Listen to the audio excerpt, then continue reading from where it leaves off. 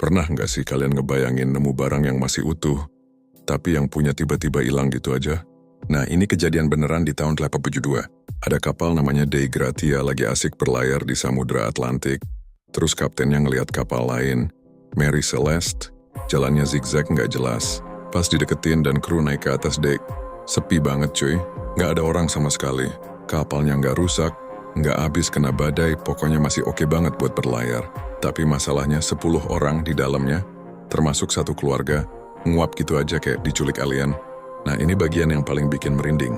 Pas krunya masuk ke ruang makan, mereka kaget. Di meja itu masih ada piring isi makanan. Terus kopi dicangkir katanya masih anget. Di kamar kapten, barang-barang istrinya kayak mesin jahit dan mainan anaknya juga masih rapi banget.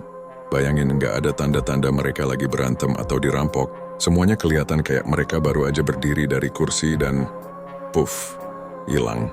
Nggak ada darah, nggak ada barang pecah, bener-bener kayak portal waktu baru aja ngebawa mereka pergi. Orang-orang sempat mikir, paling dibajak-bajak laut. Tapi tunggu dulu, di perut kapal itu ada Saribguti beratus barel alkohol mentah yang harganya mahal banget. Kalau emang dirampok, kenapa bajak lautnya nggak bawa itu alkohol? Kan lumayan buat dijual. Terus dicek lagi, ternyata ada 9 barel yang kosong. Tapi anehnya, persediaan makanan buat 6 bulan ke depan juga masih utuh. Jadi mereka nggak kabur karena kelaparan. Satu-satunya yang hilang cuma satu sekoci kecil dan catatan harian kapten yang isinya biasa-biasa aja. Misterius banget kan?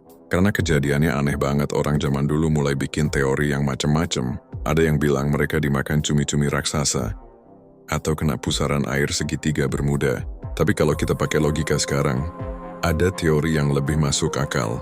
Katanya 9 barel alkohol tadi bocor dan ngeluarin uap yang gampang meledak. Kapten Briggs mungkin panik takut kapalnya meledak. Terus nyuruh semua orang naik ke skoci buat jaga jarak sebentar. Sialnya, pas mereka udah di skoci, tali yang ngehubungin ke kapal utama putus pas ada angin kencang. Coba kalian bayangin posisi mereka. 10 orang termasuk anak kecil, kejebak di skoci kecil di tengah samudra yang gelap. Mereka cuma bisa ngelihat Mary Celeste, rumah mereka, harapan hidup mereka perlahan makin jauh di bawah angin. Mereka teriak-teriak tapi nggak ada yang denger. Akhirnya, kapal itu ketemu dalam keadaan kosong dan jadi legenda kapal hantu. Sementara orang-orang di sekoci itu nggak pernah ditemuin lagi. Kadang laut emang punya cara yang kejam buat nyimpen rahasia. Jadi gimana menurut kalian? Mereka kabur karena takut? Atau emang ada sesuatu yang jemput mereka?